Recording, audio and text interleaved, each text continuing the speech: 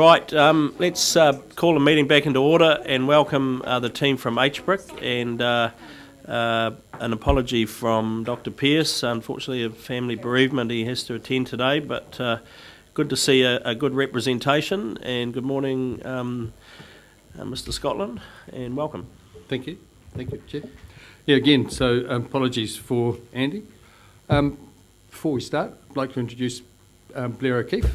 For those of you who haven't met him, Blair's been with us on a part-time basis since end of May.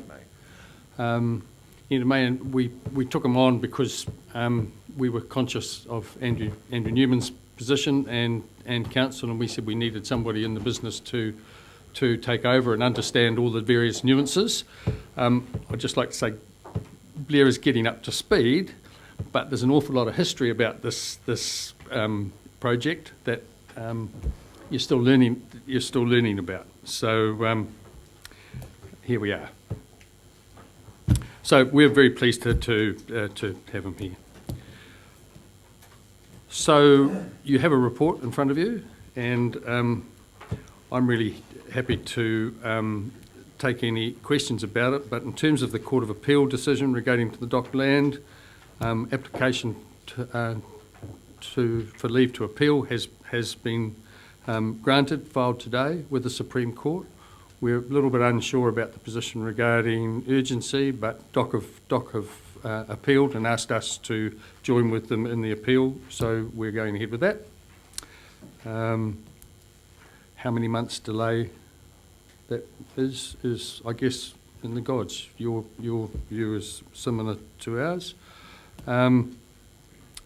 We are going ahead with our application to the Requiring Authority for to the Public Works Act for the whole of the reservoir and dam footprint area. That's going on concurrently with the other matter. I should possibly talk about the final audit report, Chair, because that nothing was in. I'd like to hear your end of that. Nothing was in our formal report about that. So we're still in discussion with Stephen Lucy of Audit New Zealand. We have drafted a set of notes which say that we're happy that the development expenses are not impaired because there are, and given the Supreme Court situation, now there's a delay with the Supreme Court as to whether we can get access to the land through that route. There are other things going on, and so we don't feel that we should be impairing the development expense. Audit New Zealand are just looking for some more level of, what's the word, probability around the decision as to whether or not they are happy to give us an unqualified audit, and that's urgent because your CFO would be pretty keen to actually have that tidied up under the current with the current council laws. The current council. So that gives us 2 weeks, if you like, to find out more information and get it in front of us, and then in front of Audit New Zealand and to you. Well, we do have a letter here which I would hope you've had a copy of. Yes. And we will discuss it when we get on to the audit part of this meeting. But okay. But yeah, good to get a bit of reassurance at your end that this matter's not finished yet. No. So just back to your original discussion, you were talking about the Public Works Act for land and the footprint. Are you talking about the farmland around the dam? Yes. Not in the dam footprint? Well, I'm not sure that because of the titles, and perhaps Billy knows better than me, but there are a number of titles involved, and I'm not quite sure which ones we are actually. Well, the first thing we're doing is we're ensuring that we have the option to exercise the Public Works Act, so we've applied for that option, and how we deploy that will be part of the future thinking of the use of it. So we're just working that through at the moment. To further clarify, though, there seem to be two completely distinct things here. One is farmland, apparently, or properties surrounding, and the other is the dock parcel. So are you looking at the Public Works Act to acquire the dock parcel? That was what I was that's what I was hoping Blair might be able to absolutely elucidate us on, but they're sort of contiguous in a sense anyway, aren't they? We haven't ruled out its use for any of the matters that need to be exercised. For any of the property, Yes. you mean, just so we're clear, because I'm a bit like Councillor Balfour, for any of the outstanding property, you're just seeking leave to use that, is that what I'm hearing? Correct. Yeah, okay. Good question. The requiring authority. No. We actually become a requiring. We apply to become a requiring authority, and that gives us the option, should we wish to pursue it, to acquire that land under the Public Works Act. There's no undertaking to take. We just have it in place. That's right. if we Sorry. need it. Chair, Thanks, Sam. Councillor is Grant. there any precedent in New Zealand that a limited liability has ever acquired land under the Public Works Act? Yes, the airports have that authority. Sorry, who does? Airports within New Zealand. And they're acting as 100% subsidiaries? I can't answer Of a that council. question. I can't speak to. Well, it's exact- quite important to understand the legalities around this from a council. I Well, would thought, that's why we've that's why we made the start in terms of application for requiring authority. Who do you apply to become? Well, that's the question that was asked, and I don't know So, the answer to that. could I answer that? The application is made to the Ministry for the Environment. They make a recommendation to the Minister. The Minister decides. Thanks, Liz. My understanding of the Public Works Act is that compulsory acquisition is only the final stage of the process, so Yes. you can be following in tandem with the Act without actually upsetting Absolutely. locals. And Correct. that's why the things are happening in parallel. Thank you. It's a little bit like pointing a gun at someone and saying, "I like your wallet," isn't it?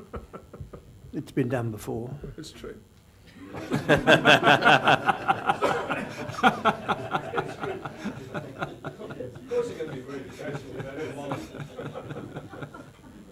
So clearly, there's going to be a delay in terms of financial close while the application to the Supreme Court goes ahead, and we just have to update you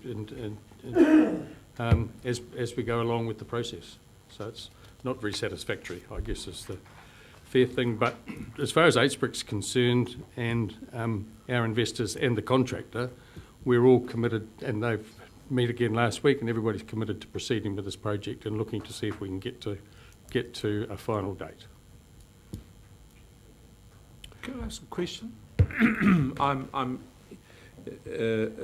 interested in this requiring authority. So your company applies to the Ministry for the Environment for this authority. Do you yourself have authority to make such an application, given that you are a 100% owned entity? There's a statement of intent with the thing. So, do you require authorisation from this council to go and do that? Because you can't just suddenly go off and do whatever you wish. Short answer, no. On what basis? Well, I didn't recall saying that we had the authority to go and become a requiring authority in there. I don't recall that. They've got my ears pricked up. So I want to be assured that you're acting within your articles of incorporation and within the statement of intent. It's one of the things that comes up later in terms of the financial costs. We're actually doing our best to, I was going to say limit, mitigate going to four different lawyers for different answers. So I would have said that we've asked one party to give us the answer to this, and we're waiting for that. Is that fair, Blair? That's correct. It's a process that we've just initiated. And Process initiated for what? To seek leave to become a requiring authority. But that's not my question. My question is, do you have authority to seek leave? can I answer that? And again, I'm diving back before Blair was here, but I have a high degree of certainty that we have already done that for other aspects of the scheme at the start of the process. So we've done it once. One assumes that that was legal, and we can do it again. Councillor Scott? Mr Chairman, that was just my question. I believe that the company actually became requiring authority very early on in this process. Back when there were councillor directors, Yes, absolutely. exactly. And Thank we you. didn't use that. We didn't use that particular occasion to get the dam footprint. We used it for the distribution canal. Nor was I, Councillor. Thanks, Councillor Scott. Okay, let's get back to the paper. Councillor Belford, do you wish to? Well, before we go to the financial aspect, can you update us on, there's been an exchange between council and HBRIC as to appointment of directors of the operating, the services company, and my understanding is we put one or more names forward to you. What's the status of that process? So there's a letter being drafted. I'm not sure if it's been sent to your chair yet, just to confirm receipt of those names and that we're initiating the process. Obviously, with a delay to the project, the timeliness of making any appointments needs to be considered. So those names have been received and they will be considered in due course when the time is right to make any appropriate appointments. Okay, any other questions around, sorry, Councillor Hewitt. How are the water sales looking? What's the update of them? The water sales is pretty consistent with what you reported on last time. We were reported to you on last time. So They're on hold.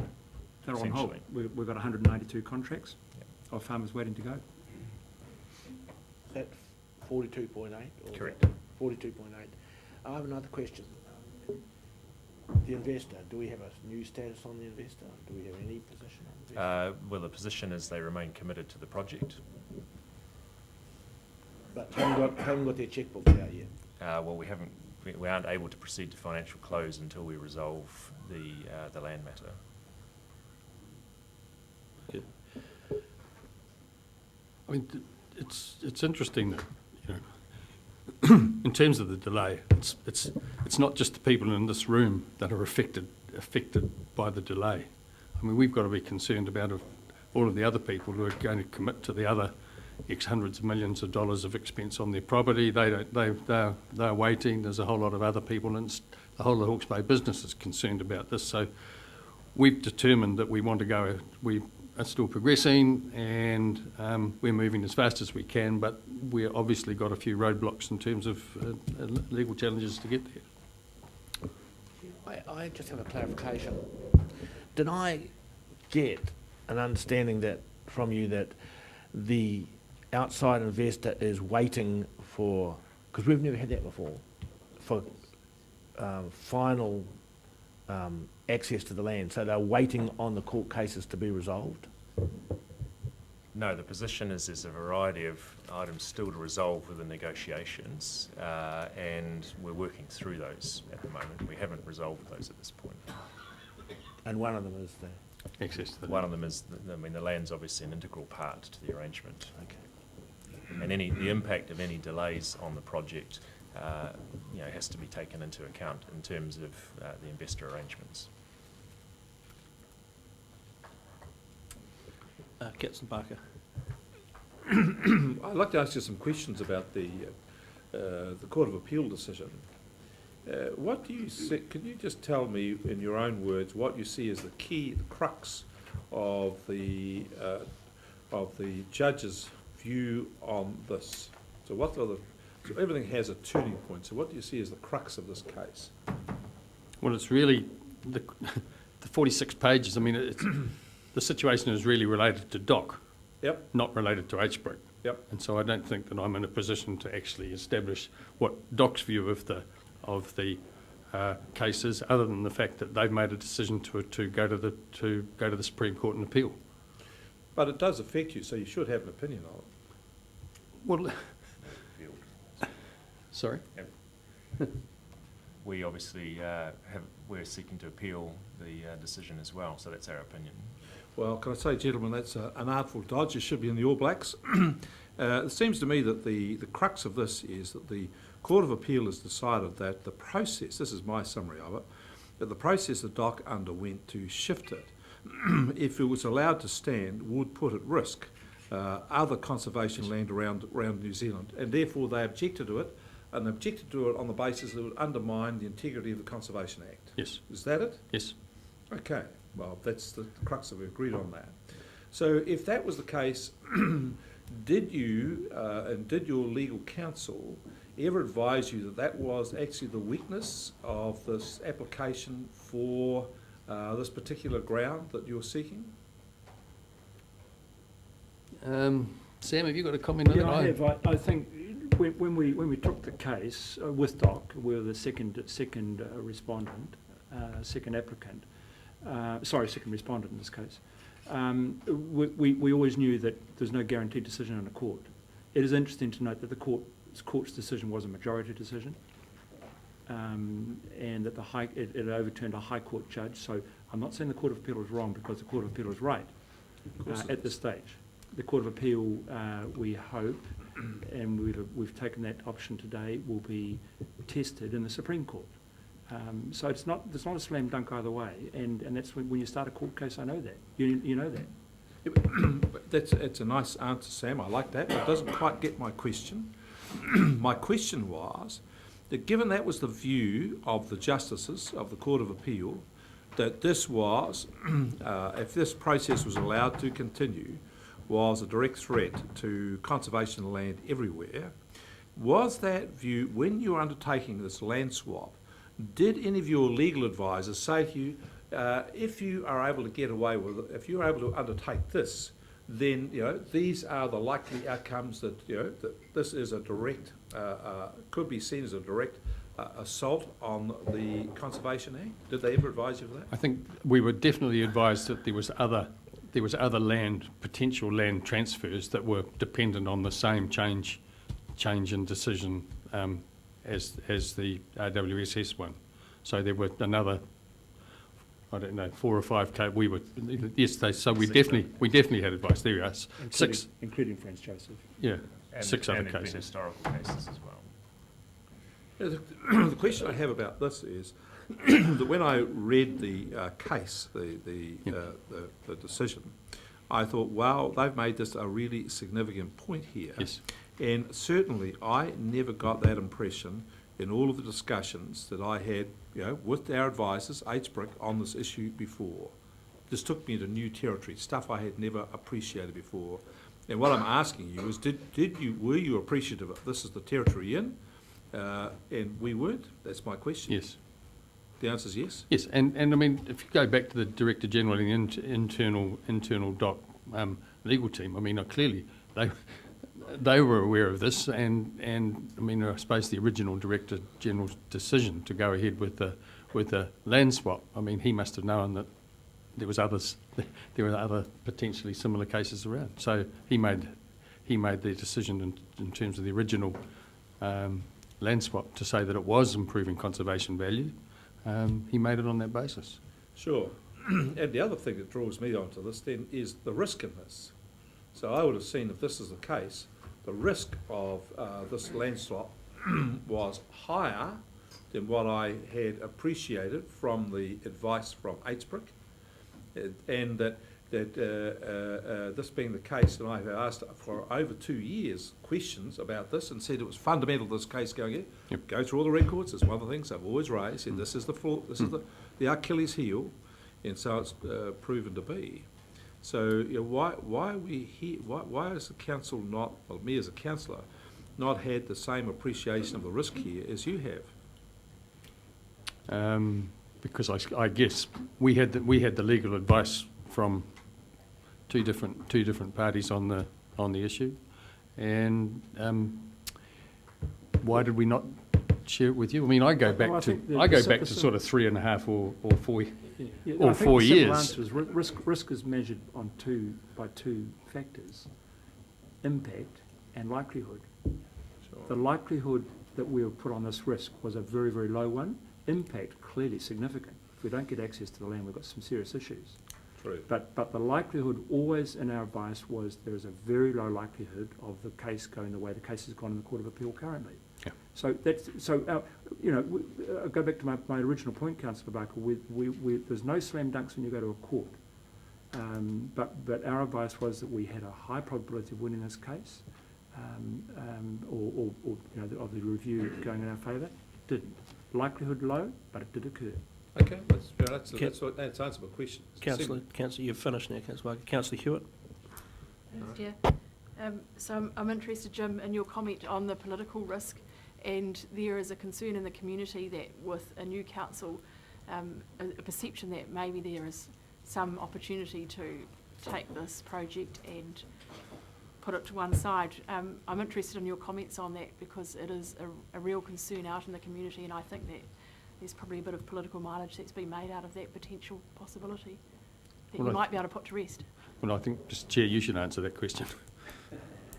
Well, as I've said in the media, Councillor Hewitt, at risk of repeating myself, there's in excess of 40, probably more like 50 discrete decisions that need to be unwound, including public consultation. So it's not someone waking up in the morning deciding to change their mind.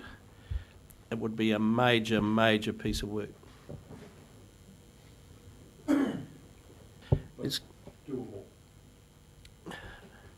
We put a man on the moon, so that's doable too. absolutely.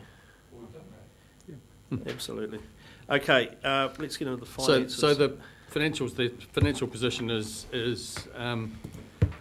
outlined there. The budget reforecast was approved by the board in July. You've got an estimated another column in the figure taking us through to what it might look like if we were still spending money until June 2017, just to put on notice what could be a position, and the detailed expenditure that's been incurred in the current period is outlined there if there's any questions. And we have borrowed from council the funds, as you can see in the report, and council gave us $3 million to pay some the pre-bid costs, so that's done. So there's any questions on the financials, that's fine. The report's quite explicit, I thought. Agree. Any questions? Councillor Belwood. Just not sure I'm following. Where it talks about additional borrowing, the first paragraph talks about a $3 million borrowing facility approved, et cetera, and then the next paragraph talks about advancing a $3 million loan. Is that an additional? Yes. $3 million? Yes. And the authority for that is where? Within our ability to borrow up to 5% or whatever the figure is. 5% Yeah. thing, okay, right.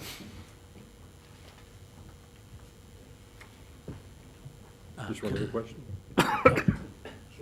The costs here that are the 20 million, basically, are always referred to as phase 2. Can you just reconfirm for me? Phase 1 was another 5-6 million? I can't remember that. I don't think it was that much. Councillor Belford, through you, Chairman. If I can answer that, it was 3.5 million. It was the 3.5. feasibility stage, yeah. 3.5 million? Yeah. Thanks. No, Councillor Graham. The 72K for due diligence studies, is that our cost related to investment, the investor asking all the questions and us having to compile information? Yes. And banks. And banks. And some of that commercial legal at 97 will be the same, I guess. Yes, Yes. as the promoter of the scheme, we've got to develop the base documents in order to initiate the negotiations with the other parties. We're sure spending money. Councillor Barker. Well, Two questions to follow up. First one is, now that we have confirmed an appeal, do you have a timeline, a fast track and slow track, on how long you think the appeal to the Supreme Court will take, should the Supreme Court accept the appeal, because it's discretionary? no, but Blair has been asked to come up with exactly what you've asked for, a range of alternatives to the board for our meeting Monday week. Exactly with that. With this essentially, there's 4 different sort of scenarios that are possible, and so we've been asked. We want to look at the detail of all of those, but it's still. How do you determine how long the appeal? So what we're trying to do is ensure that costs are actually task related, not time related, if that makes sense. And we're saying Absolute sense, right, as it should be. And there's no further report. We will report back to council in October with an update on that. Very good, thank you. The second question I have is the planning for this was based on us getting the things settled a long time ago. Now time is drifting on. So what is the impact on the cost of construction, etc., all the other aspects of this project? Have they gone up, as I'd anticipate they would have, and if so, by how much? As at today, nothing has changed. So your dam's living in a zero inflation rate environment. As at today. And what's going to be tomorrow? I can't forecast that at this stage. Depends on the timing associated with the construction and the impact on the construction seasons as well. So that's what we need to work through, is what are the scenarios and what are the impacts of those, and we don't have that information available yet. So will that be being reported to the HBRIC board on October, as with the lines along for the Supreme Court, and will we have access to that information as well? In October, we'll be looking at a range of scenarios, and it'll only go that far because we won't have absolute certainty until the Supreme Court matter or some other resolution is resolved around the timing of when we commence construction. you've raised an interesting point though. With the Supreme Court doesn't accept. They say. The Court of Appeal decision stands. Yeah, so that gives you one alternative, doesn't it? Absolutely. When will you know if the Supreme Court accepts? I'll have to come back to you with an answer on that. What, weeks, months? Weeks. Weeks to couple. They move in mysterious ways. Any further questions on any of the above? Councillor Dick, you got a question? Just while Jim and Paul are here, and it's possibly jumping ahead a bit, but it's related. A qualified audit opinion, which is not yet certain, and it's being worked on so that you can clear up any uncertainty relating to impairment or whatever.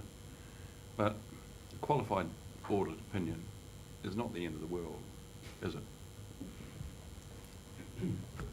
Well, no, it's not the end of the world. It's undesirable, but council can still resolve to adopt an audited annual report, noting that the audit report is qualified on a particular matter.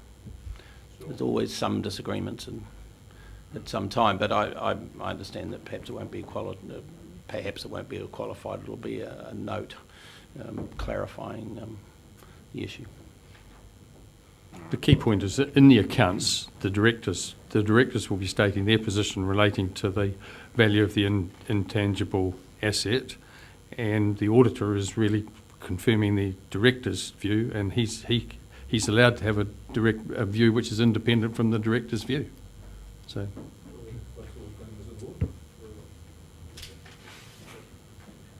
Final questions? Someone happy to move? I'll move. Happy to move. Thank you, Councillor Dick. Happy to see Councillor Scott wish to speak. Well, thanks for the update, and good things don't come easy, so keep plugging on. Thank you. Mr. Chairman, and thank you for this report. And it is frustrating at this stage that everything is so much on hold, the delay. But I do want to comment on that decision. Of the 4 pretty senior judges, including the President of the Supreme Court, 2 found one way. It was Mr. Justice Palmer, and the President, and 2 found another way. So where it goes in the Supreme Court is anyone's guess. But the interesting part of that decision was the view that it wasn't on the balance of the overall gain. And so there is an acknowledgement of an overall gain, but it was on the process of revocation. So that acknowledgement tells us that, had it been able to go the other way, it would have been a win-win for everybody. what we've got at the moment is a lose-lose for everyone. And because this is trying to get a process by, other cases around New Zealand, it really is disappointing that we're trying to go down a single path of deciding for everybody when it should be everything on merit. And I think that we should not lose sight of the fact that the original decision was a win-win, that both the people of New Zealand were better off for the gains that DOC would have made, and we could have proceeded with that. So does a lose-lose actually do any good for anyone? Mr. Chairman, Councillor Scott's rate would be cheaper than our QCs. Yeah, we're in debate, Mr. Scotland. Further speakers? Wish to sum up? Mover, you're happy? I'll put the motion. All those in favour, please say aye. Excuse me, contrary, no. Carried. Thank you. Excuse me, thank you, gentlemen. And